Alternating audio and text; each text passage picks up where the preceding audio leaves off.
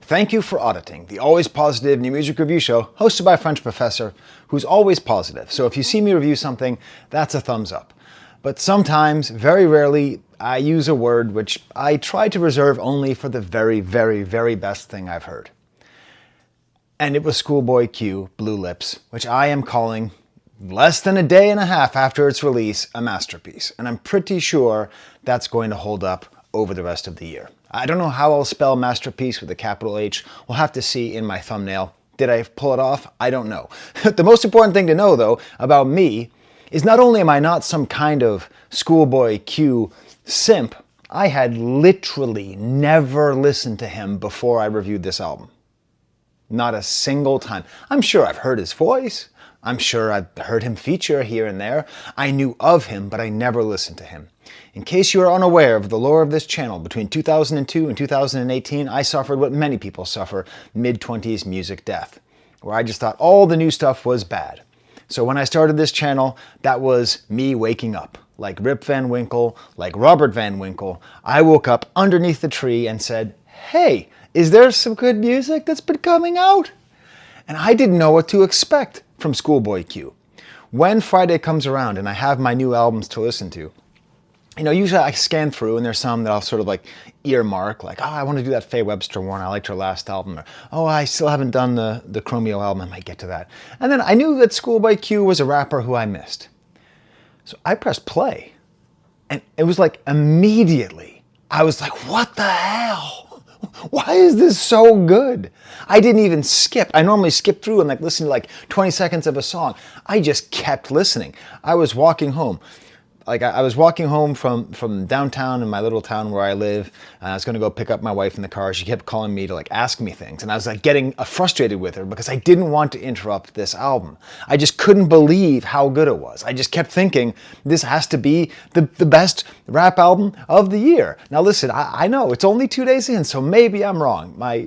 I'm currently batting 1,000 on albums where I think it's a masterpiece after a couple days.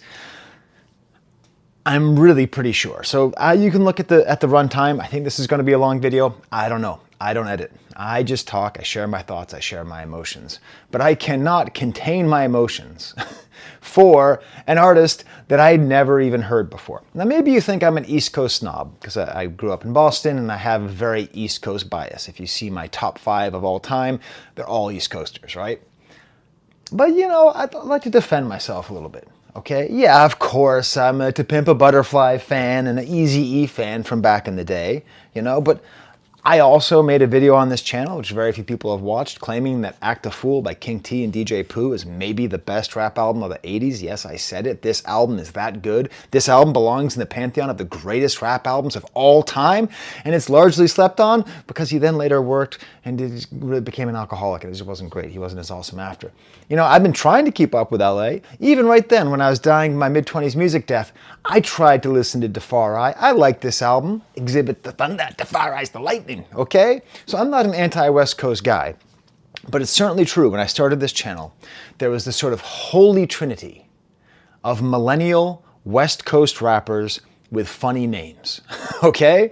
And all of these rappers, these millennial West Coast rappers with funny name, I was aware of, but I didn't listen to them. Now I'm aware, but at the time, they were all basically the same. Tyler, the Creator. That's a funny name. I wonder what he's about. Earl Sweatshirt. They must be part of the same crew. What a funny thing. ScHoolboy Q. That's a goofy, funny name. All right? That's just where I was. I just sort of put them all together. So as this channel's been going, I've done plenty of videos on Tyler. I've done a couple videos on Earl. And now I have ScHoolboy Q. I should probably throw Nipsey Hussle in there too, because I still never listened to him except for that terrible verse on that last Kanye project. And the way that I think about these rappers is, it's sort of like, you might be mad at me, right? Because here I am, a music cricket with over 60,000 subscribers, and I teach a class on hip hop and rap music, right? I teach a class on it, and I'd never heard this rapper, and I'm mad at me too. But this is what life is like. When you get older, there's a lot of musicians that are just like TV shows that you're aware of. And you'd probably like them. The people who like it, you like too, but you just haven't heard it. Nipsey Hussle, he's like Mr. Robot. I'm sure it's a good show. I'm vaguely aware of it. Tyler was like Boardwalk Empire. I finally watched it. I loved it. Some of my favorite stuff. Just such a great, great show. Earl Sweatshirt. When I finally caught up and binged some Eric Andre show. And ScHoolboy Q, to me, in my mind, is a lot like Fargo, where I just sort of like, there's something about it. I know what it's going to be. I get the basic idea. I don't know what it is. And then, of course, Fargo is unbelievably good. I'm going through my second viewing right now. Just so into it. And that's really how I feel with this guy, where I'm just like, oh, okay, I need to dedicate a lot of my life to catching up, to waking up on this great artist. He's also kind of a Mike Milligan type character. If you've ever watched Fargo, season 2 has the best character in the whole show, Mike Milligan, who's played by a guy, I don't know his name, but he's like if Dave Chappelle were like in the cool Dave Chappelle mode, not the mode, just all the time. He's like a gangster, but also a tough guy. He's like super smart, kind of sensitive. He's not super loud. He's not quiet. And then at the end, it's told he should play golf. Rap and golf. It's interesting. Apparently ScHoolboy Q is a very good golfer. I guess like DJ Khaled. All he does is putt. Oh, Jesus Christ, that's a bad joke. I guess Tyler, the Creator, also golfs. At least that's the name of his little clothing company there. So what do I do when I'm confronted with levels of ignorance this bad? Because I don't mind. I just did a review of MGMT, and I was okay. I liked that album a fair amount, but I was okay. I didn't think, okay, I missed something huge here that's going to recontextualize the way I think about the last 20 years of pop music. It was more just like, hey, there's a very good rock band that I missed. Whereas this is like, oh no, what have I been doing with my life? So on my community page, I asked you, my auditors, to just give me some suggestions, just some thoughts. Like, what should I know about ScHoolboy Q? First of all, his name is Quincy, which is very cool. There's a town in Massachusetts called Quincy. That's cool. Quincy Jones, cool guy. An amazing producer. He has sort of a complicated history with women, which he talks about himself. You can look it up. I don't think he's like a bad guy, just maybe too many women, just sort of around. Anyway, so Quincy, that's cool. That's what ScHoolboy Q stands for. I sort of assumed that with the name Schoolboy, he was going to be like a nerd rapper. That's what I thought. So I was totally surprised to learn from these comments and from the album, he is not a nerd rapper. Punk is hip hop, and many, many others just told me, listen to Blank Face over and over and over again. That's his masterpiece. That's his masterpiece. That's his masterpiece. I'm just going to have to call cap, and I haven't heard that album, and I just said cap. Ugh. Cringy. I just said cringe. I can't stop. I'm not sure that it's possible that an album can be better by this artist than this. Maybe it's just the same. Or maybe it's just recency bias. I don't know. Maybe it's the opposite of recency bias. I will listen to Blank Face. I'll probably end up giving it a review within the next year, and I will either say, yep, you know what, you're right, that's just as good as Blue Lips, or there you go. Basically, the sense I got was he was someone who rose to prominence in the 2000s, like 2010, 2015 era. I really wasn't paying attention. Someone named Yeti Cool Brother explained his connection to Kendrick Lamar and Black Hippie, which is a group I guess he was in. He's part of Top Dog Entertainment, which I've never really understood what they are. I sort of get it. I sort of get like SZA, and that's what Kendrick used to be until he started Chipworth Enterprises. What's the name of his new thing? What is the name of Kendrick Lamar? Okay, you can tell me in the comments. Kendrick Lamar's, it's like PG&E or something. It's like PGQ Limited, something like that. Whatever it is, since he broke away from Top Dog, I guess I watched some think pieces about like, well, this is the end of Top Dog. Hey, if this guy's on Top Dog is definitely not going away. Apparently he was just the hype man for Kendrick, and then Kendrick fired him to get him to start rapping, and thank God he did. Nicholas Woolhead said that Kendrick and he were sort of like Batman and Robin for a period of time. And some of you left some deeper quotes, which I really like and I want to share with you because they help to contextualize this album for me. Malik Dillahunt says, there's more than meets the eye when it comes to ScHoolboy Q. He's a fun but aggressive performer. I like that balance. More about balance in a second. Loads of energy that could come across as intimidating, but he does balance, there's that word again, balance it out with moments of introspection and commentary on the state of the country sprinkled in there for good measure. He's got dynamic vocal presence and maybe some of my personal favorite ad-libs. His beat selection creates an interesting atmosphere, but still manages to be accessible to a wide audience. Cut from a similar cloth as Danny Brown, but obviously very different. Whoa, man. That's, hey, Malik Dillahunt, you should have a YouTube channel. That kind of provocative comparison, I'm sure, could be backed up. But, ooh, that's spicy. That's a fun comparison. A bunch of people talked a lot about the fact that he's apparently a member of the Crips. I guess that's why it's called Blue Lips and why there's so much blue. I have a lot of blue around here. I am not... If you want to roll, just wear neutral colors. If anybody asks you, just tell them you're my brother. Hey, you can be mad at me for not knowing about ScHoolboy Q once you've digested this masterpiece, okay? We'll both win, because I'll be listening to Blank Face, you'll be listening to Act a Fool, and we'll just be glorying, just the unbelievable glory of Compton rap music. Anyway, so apparently he's a Hoover Crip, and that's why there's the capital H, and that's fine. It doesn't feel to me like he's actually particularly actively promoting gang culture as much as he is promoting the dignity of the people who have participated in the gang culture. It's kind of a fine difference, but I don't think he's actually saying, you know, go out and, you know, bust caps. That's what cap meant when I was a kid. That we're supposed to bust caps at our, what you call ops, you know? I don't think that's what this is about. I think it's more just the dignity and the pride of being where he's from and making it, despite the fact he came from there. JaVale Militar calls him the GOAT of features, which is funny because I cannot think of a single ScHoolboy Q feature. Now that might have just been because I was asleep under my willow tree from 2002 to 2018, right? Yo Ambassador said he's a father who's battled with depression and his gangster image trying to find peace. Whoo! Now when I read that, I was like, oh, here we go. Because I hadn't even really listened to the lyrics. I just heard like the beats and the vibes of the album. And I was all excited. And part of why this album is such a masterpiece is that it does go there, but it's not all there.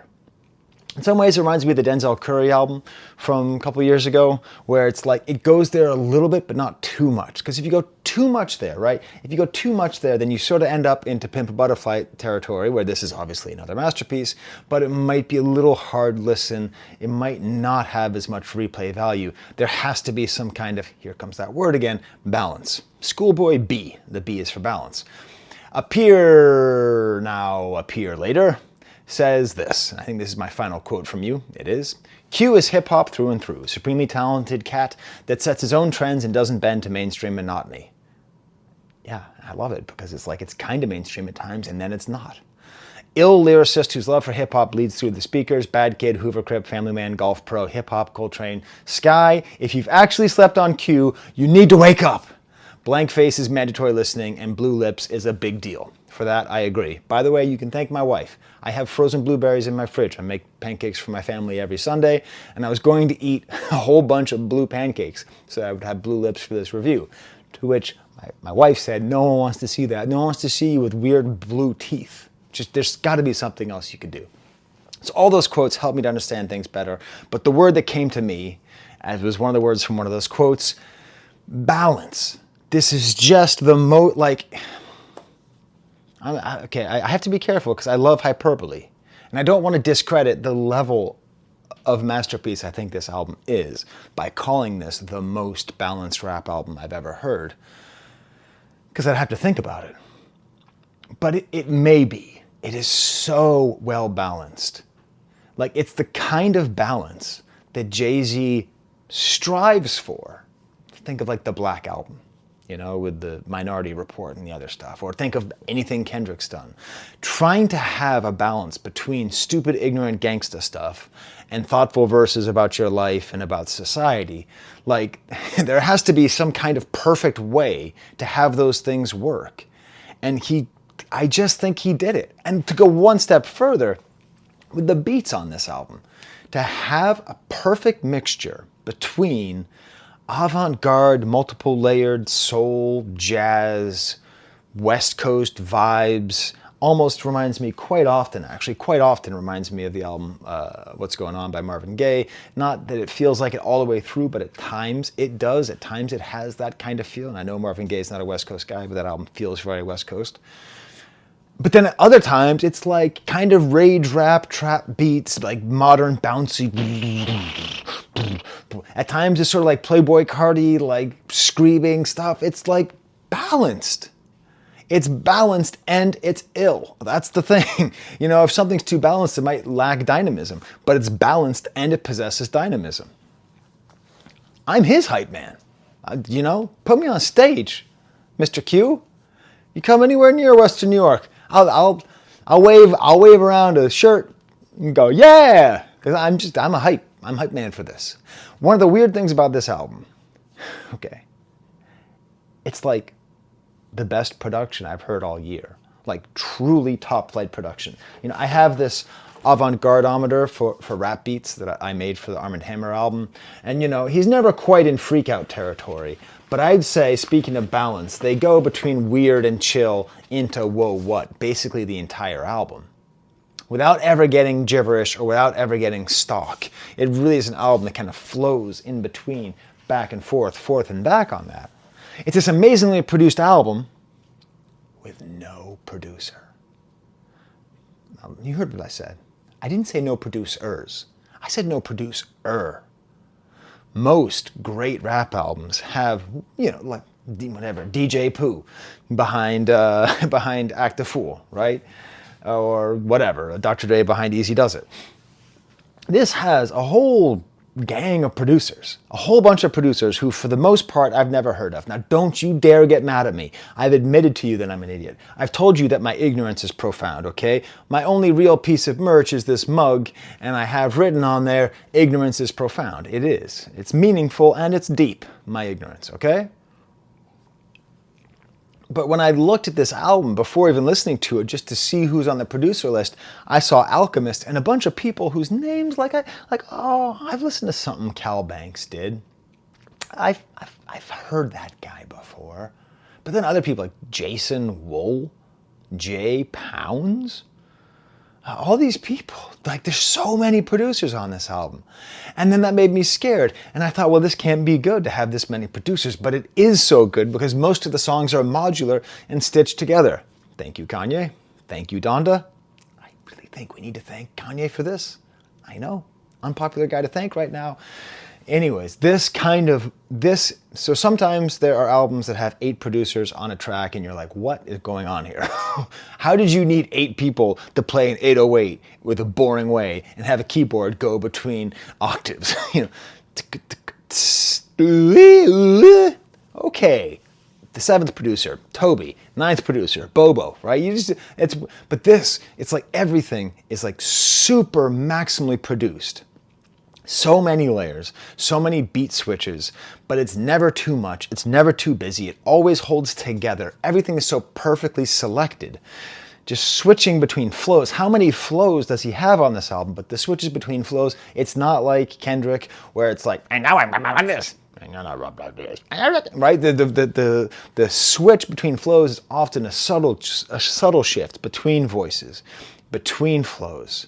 And then just these like constant stupid gangster anthems, just like the stupidest things you could possibly say. Just saying them over and over and over again, and just boring into your brain like one of those weird little things in it, Wrath of Khan, little bugs, you know? It just has like all these little suites of great songs, like back to back to back to back. It's 18 songs long. It is a modern day rap album. It's 18 songs long. And as you know, it's called Migos Bloat because of Culture 2. Migos were the ones who figured out the more songs you have, the more streams you get, the more Skrilla you have in your bank, Aquila. Okay? Ooh, I had to search for that bad joke. I was looking, and then I found that horseshit. There's no skips. Like, there's no skips on these 18 songs. And I'll go even further. The 2 songs that I thought were skips ended up being, in the parlance of our days, absolute bangers that I totally loved. This album is so good that I'm going to do a double stamp. just these two songs back to back that show the perfect balance of what I'm confident in calling the best rap album of the year so far, what I'm pretty confident in calling is going to be the best rap album of the year. I don't know, Makami's coming out with a new album, and who knows what Ye's up to, who knows, might be doing something pretty crazy, right? And hey, maybe Drake's gonna release for the rest of the dogs, we don't know. But I'm gonna do two songs that show that balance. Before I do, if you're liking this video, if you're liking my madcap energy, if you're liking the fact I've talked about this album for 20 minutes and I haven't talked about this album for 1 second yet, please smash the like bucket. This is the kind of thing that I do. I try to bring my personal experience and my thoughts and my intellectual acumen to music criticism and music analysis to really try to praise these great things that human beings are capable of. If you like it and you want to further support me, AVAA, type that anywhere in the comments and I'll give a heart on it. I'm going to go through during the Marseille game later today and just heart all the AVAs that I missed. And that's really awesome. Okay, and please subscribe. And Instagram told me that I could be verified if I paid them 15 bucks. Can you tell me in the comments that's a scam, right? That's got to be a scam. Oh, plus I have a sponsor. Sorry, I forgot my sponsor. Don't gamble on sports. It's very tempting. The U.S. government actually, taxpayers pay for the betting companies for the money that they lose on the initial bets to get you hooked. Okay? Keep your money. Don't gamble. All right, so here's my stamps. Back to back. Blue Slides and Yearn. Okay? Back to back. The whole album. Blue Slide starts off with like a jazzy trumpet. It's like West Coast jazz rap. West Coast jazz rap. Gentle beat, muted jazzy trumpet, kind of romantic violin. And then he starts with his declarative bars. Blue Slides, I've been sliding through your whole shit. Presidential rollies, I took the big risks. We split the profit with the people, we'd be all lit. Top 10, not 10, bitch, we all in. Right off the bat, I am going to describe what I believe to be a Schrodinger's rhyme. Schrodinger's cat is the famous thought experiment that if you have a cat in a box and you either poison it or don't poison it, that cat is alive and dead at the same time until you observe it, okay? Meaning that like it can be alive and dead at the same time. This word here, he doesn't say presidential rollies, I took big risks. He says, I took big risks. Which means, in my mind, when you say rollies, you think of a watch. When rappers rap about watches, they rap about wrists. Okay? And later on in the album, he says wrist, wrist, wrist, wrist, wrist, wrist, wrist. Which means that this rhyme is simultaneously presidential rollies, I took big wrists, and simultaneous and presidential rollies, I took big risks.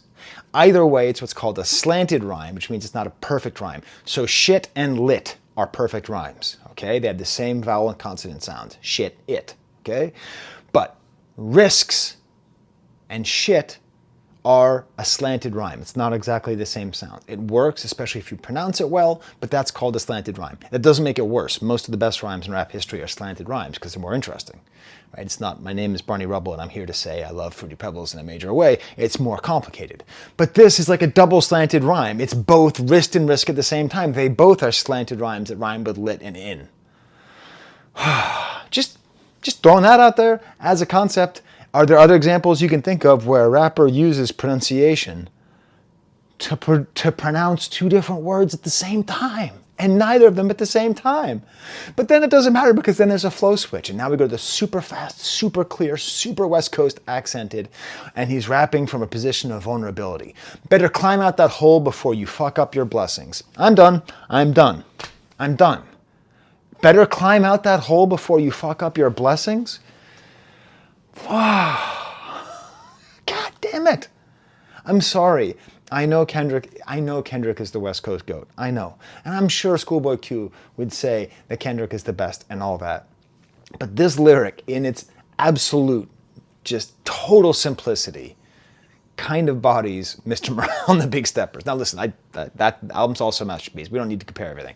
I'm just saying how simple that is. Better climb out the hole before you fuck up your blessings. That's the situation that he's in. He's understanding that his mindset is negative, that he's in a state of depression, and that when you're in that state, you might mess up, right? This morning, I had a tough morning. I broke my guitar that I've had since 2002. My dog, Toby, puked on the couch. Bleh, bleh, bleh. And I was like trying to stop him, but he wouldn't listen to me. And I still had a great day. I went to Bagel Land. I got a bagel. It was awesome. Super warm bagel. Had it, listened to some music, had a nice time, right? Like you got to be able to count your blessings. You got to be able to climb out of the hole. I could have got into that hole breaking my guitar. I could have got into the hole, my favorite couch in the whole world being puked on by Toby, but I didn't. And that's just on a small level. And what he's describing really is fighting with depression. Before you realize it's over and start to get desperate. I done made problems my problems, now I can barely breathe. The little boy father about nothing, so I roll up my sleeve. Talking about how to get himself out of this position. Made problems my problems. Right? You get that this guy's a great lyricist. You got it, because you've been telling me, and I've just been sleeping on him. I've been little Robert Van Winkle, sleeping underneath the tree. Just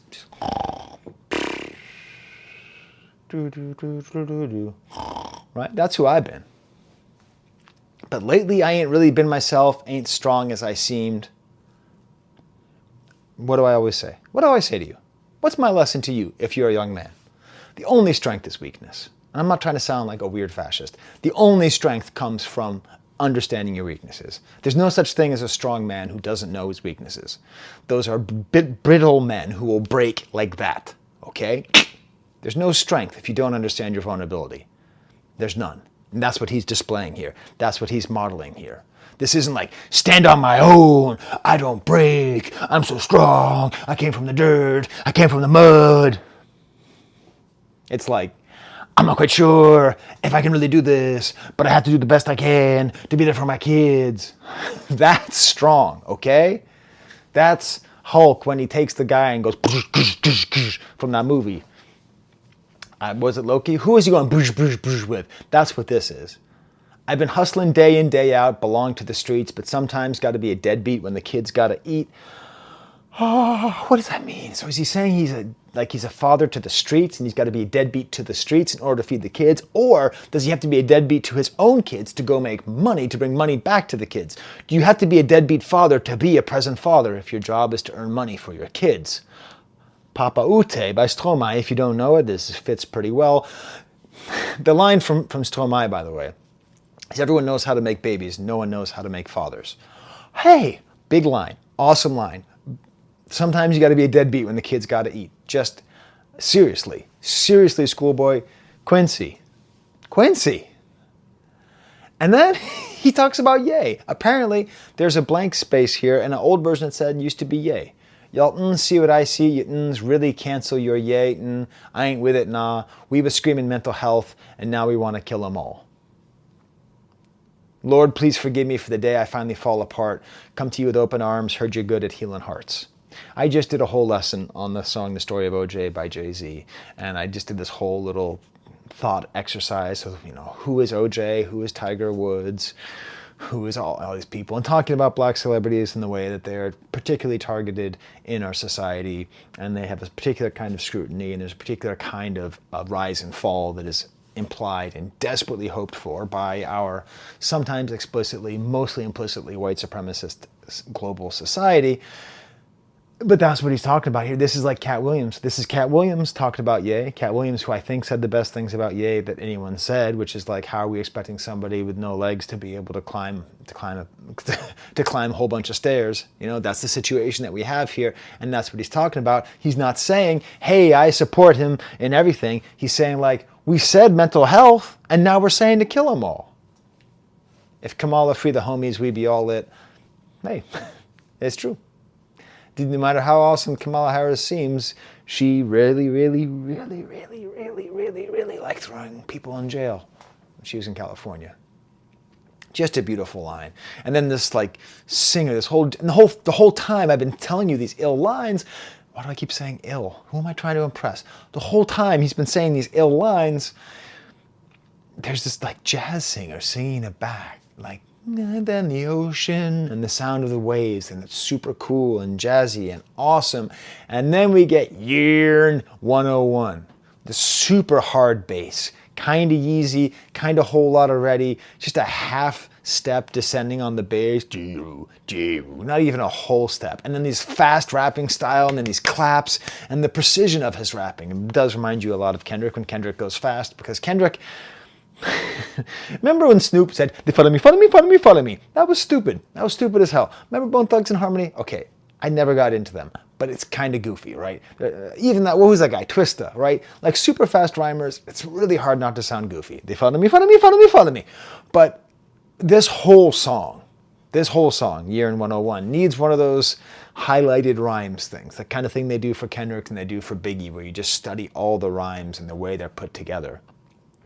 Get In Right Now, Way I Got It Back Then, number one stunner about the level raised by a gang like Mill with a Philly, with the Watch 250 and a Bish So Blue.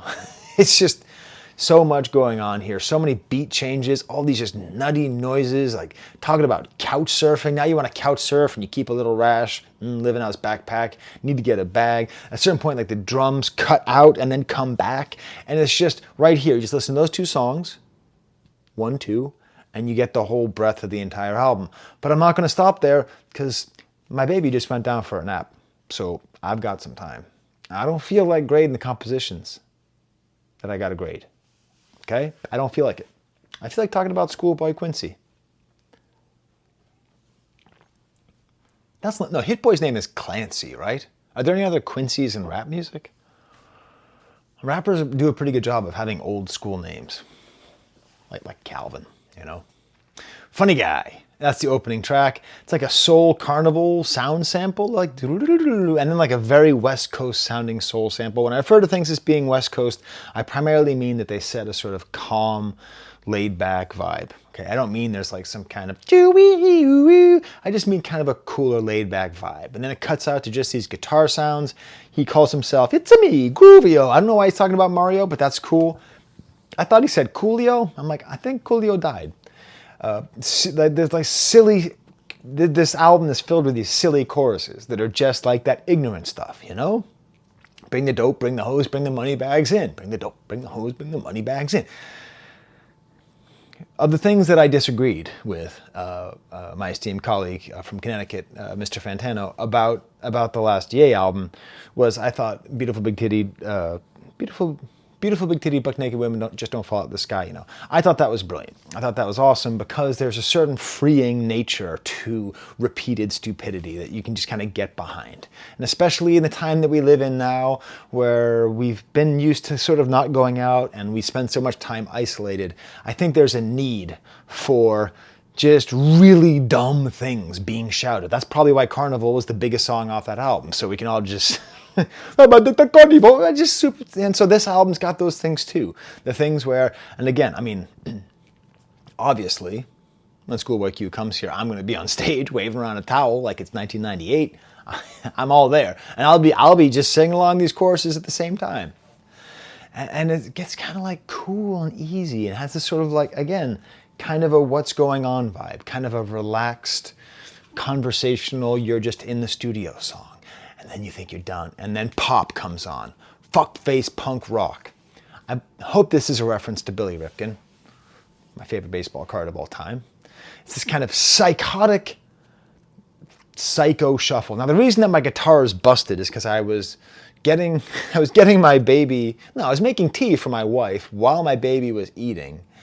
And like I knocked over my guitar because I actually figured out how to play this on guitar. On the A string, it goes 4-3 and then 2-1 on the E string. Do do do do. Just super. So I was going to play it right now for you. You just imagine that I did that. Do do do do. It's kind of slow and it's a shuffle. And there's this cool kind of octave with the beats, kind of a broken beat. I bet my guess is they listen to Kenny Siegel and they listen to Year One Off Maps with Danny Brown because it has that kind of feeling. It's so good and so hard and is the charisma and the ease with which he says little nothing lines, like put a 50 in that, 100 in this, I never could miss, we jump off the bitch, yeah, check off the list. Just super simple. Then he kept on saying like pop, pop, pop, pop, and it gets you all psyched. It's like pop, pop, and I was kind of like, this is a little bit too much like Kendrick. Yok, yok, yok, yok. Stop typing, stop typing, stop typing. Bullet fast speed already told me, Toby, stop licking your junk while I'm making a video. Toby, stop.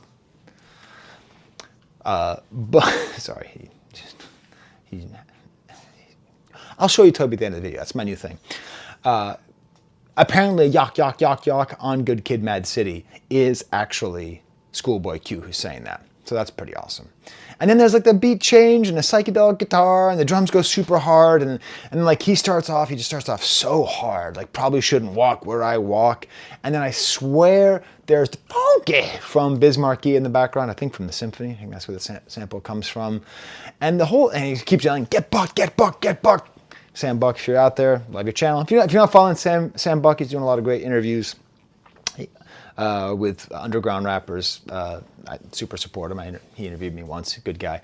Kind of like get buck, get just pop, pop, pop. There's like a certain part where so a cymbal, right? A drum cymbal is like that, and then the middle is like a little sort of like areola area that has a bell, and that makes a different sound. So the normal cymbal just goes, but the bell does the ding, ding, ding. So he's playing the bell of the ride cymbal on the 4. The drum production here is just amazing. And then Rico Nasty comes in. Rico Nasty is a perfect person to have here. I saw her in concert. She opened up for Playboi Carti. In Rochester, New York, they treated her with respect, okay? I know other places on the tour, they threw things at her. But us Garbage Plate boys, we respect our opening acts, okay? But she... Can she move out to wherever it is this album was made and just be on these type beats? Like, she is awesome. She just goes so hard, and at a certain point, it's just her and the drum, and she's just like, this is like a moment where I'm like, I finally feel like I've heard Rico Nasty reach what she can do, and I feel like I've heard hints of it, and I've known it's there, but just not heard it. Just amazing. Then we get to the song, Thank God for Me. If there's any James Stephanie Sterling fans out there, you'll know why I said it like that. So-called AAA albums. Very super sultry 70s feeling with a flute. Again, this kind of West Coast laid-back vibe. Just like, but then again, it's so modular. This album is so modular. When I say modular, I mean it's like broken into little chunks. So when In My Feelings by Drake came out, that was sort of the apogee of pop music and modular things, right? Because you could have different sections in different parts of songs that just keep chunking in together, and they sort of don't go together, and they sort of do. Probably it was done mostly poorly after that, but this whole album just goes so well between them. It goes this much more modern style, these rising nasty horns, and then the voice changes, and he's all talking about how he used to be on perks, and just the way he pronounces. So LA rappers get to do a cool thing where they get to pronounce things in different ways because they're LA rappers. So it's kind of like, I don't really like how this is sitting on my lapel here. Is that better? It doesn't matter. You don't care. You're not even watching. And right now, my other dog, Bo, is licking his foot and rolling around. You got to see this. You got to see this madness. Look at this. Look at this boy. He's sitting on top of 2 dog beds, scratching his ear, rolling around. That's my other sponsor, Bo's Dog Beds. Use promo code NASTY. So, like West Coast rappers get to play around with pronunciation just because it's a part of their life. That's a part of their culture, is playing with. So he says, you liar, you fired, but he says, you lar, you far. It's very funny the way he says it. And then he keeps on saying Sue, which I think is a gang thing. So I don't know. Again, if you want to roll, just wear neutral colors. I don't take a side in this thing, but it's just beautiful. And then we get that suite of Blue Sides and Year 101. And then we get to the first track that I'm like, not as good. That's my first notes here. Lovebirds featuring Devin Malik and Lance Ski Walker. I'm like, maybe it's not as good. Oh, did I listen to it again this morning? And oh, is it just as good as the rest of the album? Yeah. This is the soul sample, Girl, I Mistreated You, which I found out way later is not a soul sample. It's Lance Ski Ski Walker actually singing the song himself. I mean, I think it's a quote of a different song, but still, he's singing it himself. Almost like this great Yeezus style, very simple bass, almost like that song Pop, but like, this is why I get driven crazy, because this, I can tell this review is going to be over an hour. God damn, right? That's what this album deserves. It deserves it, okay? People are going to, I hope, people are going to go back and watch this video in 5 years and be like, damn, Sky called it, okay? This is one of those albums. This is one of those, what were the best rap albums of the 2020s? I swear this is going to be up there. Maybe it's just because I'm just discovering it. Maybe all this stuff is this good and everyone's going to be like, it's another good album. It's pretty good. Pretty good. But the way that it builds through ScHoolboy's first verse, first of all, it's laced with interesting NBA references. I won't go into them all, but it's nicely like connected. And just like there's this weird craziness where it builds in the background and then it stops in the modern phase and then goes back to this weird soul sample and then it goes back to the hard beat when we have Devin Malik, who I guess is another member of the TDE, who again does cool mispronunciation, goes back to the NBA theme, NBA money, we don't need your air Jordan. He does funny pronunciation there too. It's all weird and modular, but his verse, and I think he's one of the main producers of this song, his verse, instead of getting harder while it goes, gets softer while it goes. Whoa, Devin Malik, hey, this is a great producer. I didn't know. I'm still sleeping. Part of me is right here, totally awake to the greatness of ScHoolboy Q. Clearly, there's a part of me that is still underneath my willow tree. It's unfortunately covered in poison ivy right now. I'm still sleeping back there. Old Robert Van Winkle is still sleeping back there. All right? It's cold out there, cold as ice. And then at the end, the Lance Ski Walker singing comes in. And I guess it's like a reinterpretation of like a modern soul band, The Sacred Souls. I don't know. But now I love this song. Now I love it. Now I love it as much as any other song on the album. It's just great. Next track, Movie, is another song I thought might not be as good. Just listen to one thing, okay? Just listen to the drums at the beginning. There's these weird compressed drums that are doing like a 1-2 beat, and then it stops, and there's like a soulful high harpsichord kind of thing while he's talking, and just the ad-libs are like on the off beat that interact with the far off drums. Like he's doing so much stuff rhythmically that's interesting. And then there's a beat change during the guest appearance. AZ Chike? I feel like there's 5 ways I could pronounce that would be racist and wrong. Chike. I'll go with Chike.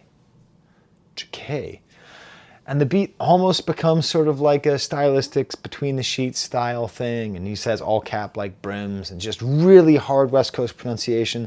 AZ Chike reminds me a lot. I know that's not how you pronounce it, by the way. I just don't know how you do pronounce it. So feel free to tell me in the comments. Very Snoop-like. But like back when Snoop was Snoop. Before Snoop became, you know, I took 50 grizzle to drop my voice on the trizzle, ya hizzle. Okay, before that, like it has that kind of thing. And it's a ridiculously short song. It's like 2 minutes. Chuck Woolery. I'm back in 2 and 2. And this album's over. Put me in a movie. Bricks, guns, licks, the stupid, just like never-ending, just pounding of kind of the stupid ignorant side, and then it leads into cooties. We're back into the smarty pants side, the introspective side of these jazzy pianos, and the voice is all over the place. What's going on with the drum set? This has to be live drums. This has to be, okay, so listen, I think we need to reach the point where we say, it's awesome that Dr. Dre helped to direct West Coast rap for so long. But not only is like Kendrick the best rapper out of the West right now, it seems like a lot of his choices and decisions are helping to direct them. Is that a really simple thing to say? I think it is. That's not on my notes. Okay, that might be too simple. Okay. I said it like it was profound. Maybe it's really simple. There's like, again, the cymbal, the bell on the cymbal on the 1, 2, 3, 4, and there's this piano with reverb all the way, and just these lyrics, just the way he delivers these lyrics, it's in this cool style. Ooh, the cooties, they coming to get me, touched by the unloyal. I've had to shower for years, my big ass kitchen, a runway here, my kids playing soccer, ain't shit in the way. Like my kids playing soccer, you understand what that means, right? right? I mean, the rest of the world, that might mean they're in the street. But if your kids are playing soccer in America, unfortunately, soccer is not like the game that is played, on the streets by most of the kids. That's usually basketball, right? But like, if your kids are playing soccer, that implies you're probably in the suburbs or in a nice part of a city, and that you have leisure time, and that you can take your kids to go do things, and that you have enough time to take them, and that they can participate in it. My kid's playing soccer. That's how much you know he made it. Ready, set, go, ain't losing a race. My house smells like ganja. Fuck your kids, I'm dealing with problems. Just, I'm sorry. I've been a father for 18 years. I'm going to be a father for a lot longer than that, because I have a baby too. And the amount of times obviously my house does not smell like ganja. Growing up, my house smelled like ganja, not in the house I'm in now. But I do like that idea of just saying to other parents, fuck your kids, okay? I'm dealing with problems. Finished albums, freaking and styling, teaching and smiling, learning and counting. Mass shootings, when will they stop? Another kid gone for unlimited profits. Keep my kid home before you fuck up the process. Like, weirdly political, sort of out of nowhere, sort of pro-gun control. Out of nowhere here, talking about, like, I'd rather die and lose it before they don't get the knowledge. I'd rather die and lose it before I turn on my partners. It's easy like Compton. Easy. Why do you wear your pants like that? Unlimited options, scheming and plotting. Okay. This whole verse is just so killer, and it's like syllable, syllable, syllable, syllable, syllable, syllable, syllable, syllable, syllable, syllable, and then he's like, syllable? I really do magic. The craft on display in this verse, how he stops. I really do magic. Six, beautiful. As opposed to the next line, boy, you only get your gifts through your habits. Okay, we're talking 11 here. But he's able to just break that up. He just break that up with some pace, That's a hazard, look at him crashing, ball like a maverick. Now, why would you hate me? And then he just gets like, he does this like smart stuff, and then he just like breaks down and just has fun insulting you. He's like the best insulter, too. B-A-N, ho-A-N, trick ass, ho, jealous ass, envy and oh, broke, fuck ass, and just like, he's so disappointed in you, he could barely even speak. I'm fully embedded, still building up leverage. I'm known in Wisconsin and really from Hoover. My figs do it better, the best in my era. That's me looking in the mirror, like he's doing that West Coast pronunciation of the era to really drive home that he's such a West Coast guy. All these little hooks all over the place, like, and then this end bit where he's like basically singing 99 bitches in the driveway. My daughter and I had a conversation about this for about 5 minutes. What does he mean by 99 bitches in the driveway? Fundamentally, what I think it was is he's been talking about problems on this album. So I think if you say you have 99 bitches, it's an inversion of the song 99 Problems by Jay-Z and Rick Rubin. I got 99 problems and a bitch ain't one. He's got 99 bitches and a problem ain't one. I think that's what he's saying. So many layers of funk and cool all over the place. Next track is Ohio. Kind of like shady soundtrack production, very gentle. Intro, the way he raps, I'm gonna stack my O's like Ohio, looking at your life, that's a long no, looking at my life, thinky Pablo, y'all poor, yeah. Just these nice O lines, there's some chimes, like it goes into kind of a trap beat, total change in flow. Now he becomes more fast and cool, more crude than he was in the beginning. And then a third flow switch, a third style change to this kind of jazzy and cool sound. Like 3 flows, 3 voices in one song. And then the third one goes perfectly into the guest appearance, okay? Where Gibbs says, hella hoes like Rick James. Q says, hella hoes like Prince. Now listen, I have previously referred to him as Frederick Gibbs, and I will not do that again. I didn't really know what it was, I just thought it was funny. I'm now going to be calling Freddie Gibbs the king of the continental breakfast, okay? That's, if you've been following the JPEG Mafia thing, he is the king of continental breakfast, Freddie Gibbs, okay? Oh, I am incontinent.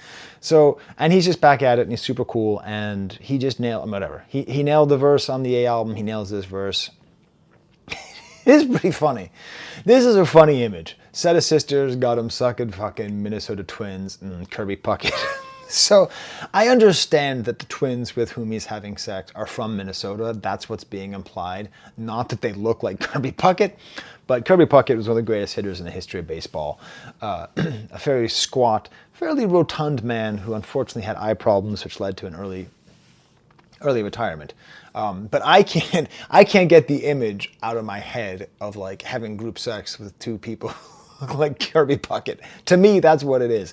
But that's what's cool about Freddie Gibbs. There's always a little bit of that, like, what's kind of going on there? He goes after academics. I don't have anything there.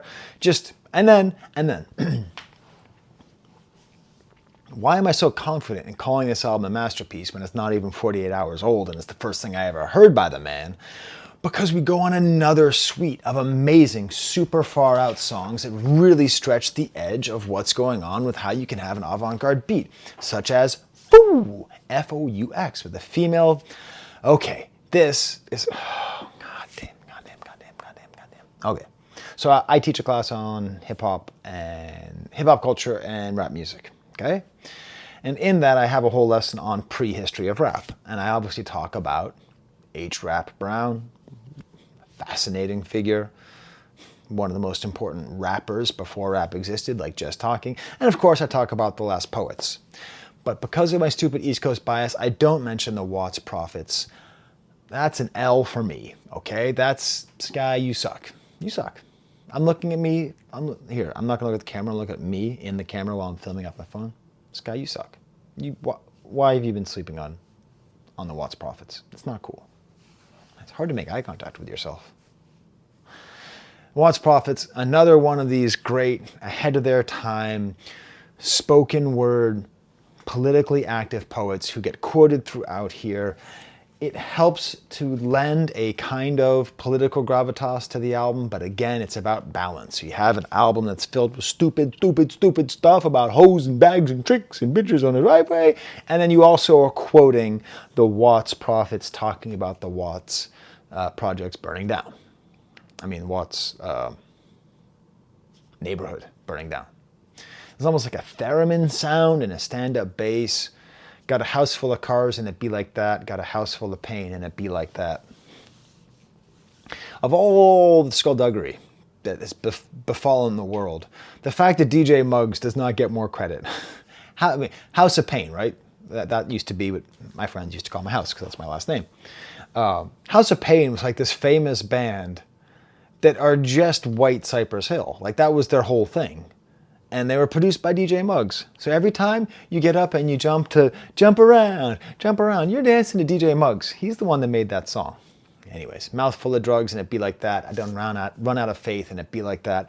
Just little tiny things. That's what he does. He throws out these heavy lines and then he backs off. He doesn't go like heavy. He's like, da-da-da-da-da. How many kids have to die before you realize that gun control is a problem? I'm going to back off. Okay? It doesn't go like for a whole song. And this song is so... Sorry. It's got to go. It's going all the way to Freak Out because it's got these jungle drums like the Amen Brother by the Winstons, you know, the famous one that's been sampled thousands of times, that like comes in and out and makes it super nutty and just totally cool. And then Ab Soul comes in. Hey, Sky. Yeah. Hey, Robert Van Winkle, you there, sleeping underneath the willow tree? You're probably going to have to pay attention to this guy too. This verse, uppers got me on TE on 10, spent $1 million to be in Zen, bought a Jesus piece with diamonds in it, still curse words in my hymns, so let's begin. Religious malfeasance, fighting my demons? Beautiful verse about the complexity that he's feeling. I spent $1 million to be Zen. That's a beautiful concept. That's a beautiful idea. And it's actually very true. People spend a lot of money to attain oneness. Probably don't. Probably that's free. Probably spending a lot of money to attain some kind of peace is at odds with the goal of finding some peace. And then this song that has these ideas, these complex ideas, you know, about the pain that he's feeling, also has this most repeated chorus, marijuana, hydro, pussy, hoe, ass, titties, right. Marijuana, hydro, pussy, hose, ass, titties. Like, just repeat it over again. Beautiful big titty, big monkey, women just don't fall out the sky, you know? That kind of thing. We need these dumb things. Balance. Then we get to the song first. I'm not exaggerating when I talk about how great this album is. Starts off with like a nya, nya, nya, nya, nya, nya, and then it switches to like an 808 drum beat. And then there's this dude in the background. I don't know where this sample came from of this dude just going off, screaming, I was the first one loving that shit. I fucked that shit, I fucked that bitch, I fucked the bitch, I was the first one to fuck that bitch. Whoa. Turns out it's him. It's ScHoolboy Q the whole time. The call is coming from inside the house. I thought it was like some kind of crunk sample or some kind of 3-6 Mafia or some kind of something or other. I don't know. Whoever it was that put this production detail in here, I say it all the time, take the day off. ScHoolboy Q, give the person who came up with the idea of using this backward sample an extra point on this album, okay? Or just give them $1,000, okay? Because Jesus Christ, it makes this song fascinating. This totally ignorant attack of just, I was the first one to fuck this bitch, I was the first one to fuck this bitch. And then he just starts rhyming and you just get lost in these lyrics. 1 million, 2 million, what am I saying? 250,000, 500,000, really insane. Fucking up guts, wifing up sluts, the time of my year, little bro, I don't hang with them, they suck. It's like Detective Crashmore. You fucking suck. You know, it's just like the stupidest line. And then a full beat change. It gets all modular again. This bass and distorted guitar. And the guy's back again yelling, the guy who turns out is him again. And then he does a quiet verse. And he pulls us back into balance. How many subtle flow changes and voices are there on here? Is everyone going to be on here? Is everyone going to be on this train? Is Dead End Hip Hop going to do like an hour-long thing about how great this album is? If it is, just props. And if not, what's up? You know, is Fantano going to put out like 11th Yellow Flannel of the week and just give this a 10? Because what the hell is going on here? Half of my purchases full of my tears, start full of nothing, was down on it bad. My purchases filled with tears. The direct correlation between the fact that we try to spend our way out of emotional pain. And, by the way, can't be done. You can try, can't be done. You can try, keep trying, keep trying, keep trying, keep trying. You can put as much money as you want into that hole, but in the end, all you're doing is just buying a nicer shovel to keep digging, okay? Half of my purchases full of my tears, start full of nothing, was down on it bad. Figured the cycle that's done with a ass. Family defeat, only speak when I bleed. Lost so much time I can never recoup. A man or a fluke, I know where you stand. I lost all the fear, only do what I can. A father or leader, my juggling skill. Trust me, I heard you, that period fail. Love how I love, cause that theory is real. Thought you was solid, you really a snail. Vision like water, no wonder he sails. Stuck in my head like a prisoner cell. I'm full of myself. Mirror in front just to even the scale. He's like having a Pascalian nightmare, staring at himself in the mirror and feeling like he's in jail because he can't get out. And he knows if he doesn't, then he's going to, as it said on the previous song, fuck up his blessings. And then, first I want to fuck that bitch. First I want to fuck that bitch. Comes back again. The guy comes back again. And somehow, just for a second, the drums get funkier. Somehow the drums get funkier. Somehow. And then the electric guitar is just the outro. And then, what production? And we're still not done with absolute nutty. This is like the nutty production suite right here. The next track, New, the Justified Ancients of New. There's like this metronome start that's like beep, beep, beep, beep. Who came up with these sounds? Where did this come from? Is this going to be what's going to lead the whole song? Is this going to be the thing that's going to be the backbone? No. It's a one-off idea for like a half second in the beginning of the song that if you pay attention and you love music and you love production, you get excited. Just like those super compressed drums from like 8 songs ago. But it goes away. Instead, we had these blared out drums, and I think is a hammer dulcimer, and another waltzing rhyme. More of this great what's going on atmosphere, singing and talking, everything's falling apart on itself. Back in Love featuring Devin Malik, next song. Nasty, awesome sound, such a slow, awesome beat. The bass cuts in and out. Cool delivery with the emphasis on the end. This is the one where he keeps on saying wrist, wrist, wrist, wrist, wrist, wrist. Full Cardi-style chorus. When I say Cardi-style chorus, I mean something stupid that you can repeat over and over again. Back in love with this shit. And there's a sound right before the verse. I cannot describe it. I think it's words manipulated and changed. Just listen to it again. It's unbelievable. And then literally the meanest line I've ever heard on a rap lyric. You a bitch and your mama came first. That, like, unfortunately, the reason that the biggest hit off this album is called Bagging on Moms, which is just a bunch of mom jokes. A lot of them are way too specific to Compton. Your mom bumped her head on Slauson and fell on Florence. I remember being a kid in suburban Massachusetts growing up. She bumped her head on Slauson and fell on Florence? That's hilarious. But this isn't even like a mama joke. This is just like cold, you know? And there's like a bongo and a piano outro. And then we get to Lost Times, and we have The Alchemist. Usually The Alchemist is the best producer on any album. And he's great. Alchemist is great, but he's just another person in the arsenal of what the hell's going on. Great sort of 70s triumphant samples. The way he sings at the beginning here, like, I feel blessed, had the bread stash, woke up feeling saucy, blew the whole bag.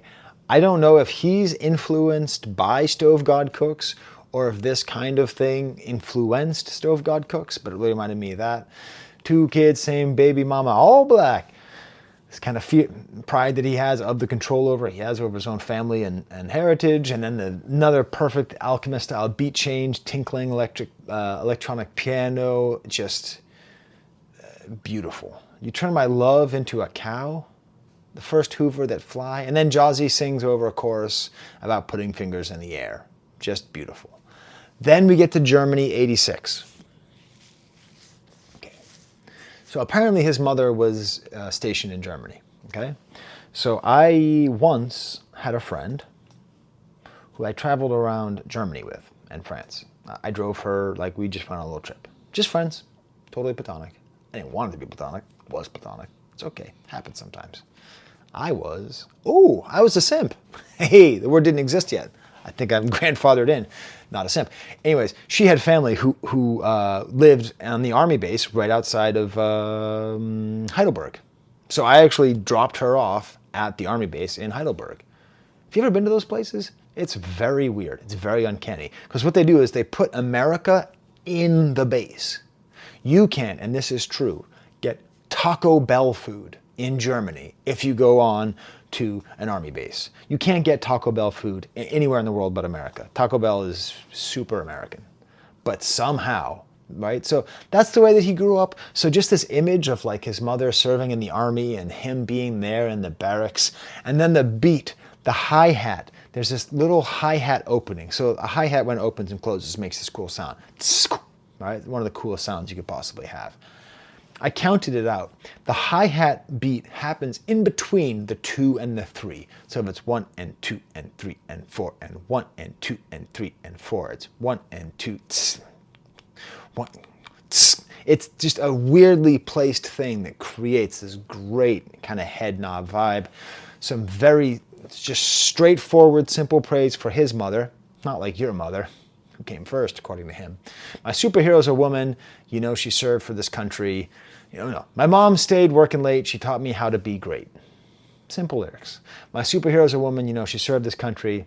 Sent her back to the Hoovers, left her son to the shooters. Perhaps implying that she was not properly recompensed for her service and is not properly appreciated as a hero. Okay? More talking about his own weaknesses. My baby mama knows I'm a dog. I'll be home again. I'm sorry for the silence. I'll make up those promises.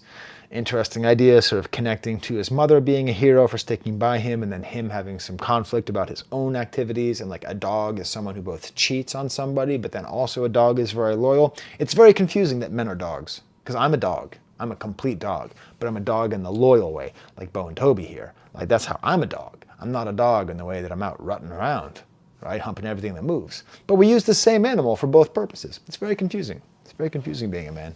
There's so many confused young men. And then it ends again with Watts Prophets. Just beautiful. Pain, pain, pain. A little for some and a whole lot for others. Pain. It's beautiful. It's beautiful. And the name of the album, by the way, is called Rappin' in a Black and White World. No, Rappin' Black in a White World. That album came out 2 years before the unofficial beginning of hip hop music. So you really need to know that rap existed as a term and as a meaning way before hip hop did. Time Killers is the next track. Is that like that video game where you had a gun and you had to hide? You had to do well to keep playing? What was that game called? I was terrible. Anyways, this production-wise, again, we're still in the avant-garde-ometer. We're maybe not in freak-out territory, but we're definitely in the whoa what, because there's these backwards sounds, these muted drums, just beautiful rhymes. How does he do the second verse? I'm already at an hour, okay? So I'm not going to explain everything because this album is just too good. He's too good. He's too good. The voice changes and the beat modulates through the second verse. It's so subtle, but when you hear it, it's like he's really, really pushing at the edges of what rap can be. And again, just little political stuff here. Took it 3 times, extended from greatness I display, home of the brave, ran by the slaves. Stole everyone's name, so white Jesus on the chain.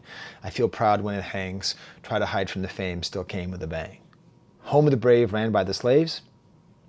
There you go. There's your answer. Hey, how's America founded? Well, we were the home of the brave and we were run by the slaves. So, yeah, that was our civilization. Lots of contradictions there. Stole everyone's name, meaning stole everyone's name from Africa, because when people were made slaves, their names were literally erased. You understand? That's why I don't ever get behind genealogy, okay? Listen, I have an interesting genealogy. I do. Okay, I have family members who are super into it. It's fascinating. I know where we go back in England. Okay, I know where we were in Bristol and what ship we took to get over to America and stuff. But it's great. Except don't forget that the entire African American population cannot do that.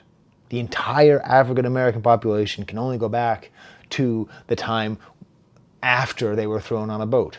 And then that name that's on the last name, is probably the name of the person who treated them so poorly and owned them and whipped them and all that. I know. It's a long time we've been talking about these things. Civil rights movement, it's a long time we've been talking about these things. But we still don't talk about them enough. We need lyrics like this. Stole everyone's name, so white Jesus on the chain. Beautiful. Street smart and book smart. He refers to himself as that. The balance, that's what we're talking about. They said I was crazy. Pig's feet. Pig feet is the next song. Pig's feet are quite tasty. My wife eats them. It's also considered to be soul food. Little harp sound, starting and restarting. Then it gets sort of kind of cardi raid. Left, left, left. Apparently, this is according to Genius, Crips only dress on the left and white and Bloods only dress on the right. I don't know. What's interesting is that it's really loud and just left, you get going. And I think this is a pro-gang, anti-police song. I can't tell because it doesn't hold fully throughout the entire song. But he says we're all on the same team. Face down, case down, where they at, riot now, red strings, blue strings, what we do, cop down. I believe this is a song in favor of what Ice-T said, what famous TV policeman said in his not a rap group heavy metal band Body Count, that is used as the big example of when rap was censored, which it wasn't because it's not rap. Words have meaning, genres have meaning. Just because the dude's black doesn't mean he doesn't make heavy metal when he's making a heavy metal album that I can't listen to because I don't think it's a particularly good heavy metal album and I love him as a rapper and I own the Iceberg, okay? And Power, and OG, okay? It's Cop Killer. This is a Cop Killer song. But there's other stuff too. So, I don't know. And he says this line, "You the people's elbow." Why is my elbow red? Moisturizer. Is this one red? It is. I need moisturizer. You the people's elbow. I think that's what he's calling the police. And if he is, what a beautiful thing to call the police. Because elbows are never good. There's no, getting elbowed in a basketball game sucks. Being elbowed in a crowd sucks. Having someone's elbow on your neck, it's just tough. It's just so hard to, so danceable. The track ends with essentially a 1-minute song called Smile. I suppose this has to do with the blue lips. how does this beat come together? I don't fully get it. Again, we need to praise the producers on this album, even if I'm not naming them all because there's too many of them and I don't know who they all are. This album is perfect. It's perfectly produced. It's got like this almost Wii menu descending synthesizers with these really high and hard, tight drum beat, little swing on the hi-hat, and he just sort of sings. It seems like it's a love song to maybe the baby mama who he is a dog and will come back to. I don't know. Can't compare a Bentley to a Hyundai. You my Kim K to my Kanye. Might want to upgrade that to you my what's his new wife's name? No, actually I don't. No, keep it that. Keep it that. Kind of singing and rapping, and it's just a beautiful, nice, simple outro to a very dense and rich album. So these are my Patreons. I got a lot, y'all. I mean, some of these people have left me, and that's okay. They've been replaced. I got like 101 maybe Patreons. These are some of my new folks over here. Check them out. You know what I'm saying? I finally got Vukievich properly where he's supposed to be there. You know, so I got some new people. I said on Patreon, hey, if you'd like a shout out for the ScHoolboy Q video, let me know and I will tell you. I'm just going to open this up right now, patreon.com, and just see who said they would like a shout out. Let's go down here because I did a first reaction. Yeah, we got Zach and we got Michael Asleen. Asleen? I think they're both down here, some of my new folks. So yeah, what a wonderful and enjoyable album. A new thing I'm trying to do is just show you more of my dogs. Who doesn't like dogs? Plus this way I can have that title cards. Hey Toby, you want to say hi? Now you're not licking your junk no more? Hey Bo, how you doing? You doing well over there? You sleeping on 2 dog beds still? All right. Oh, there you are. There's my Toby. All right. I'm just a dog. Until next time, there's the camera.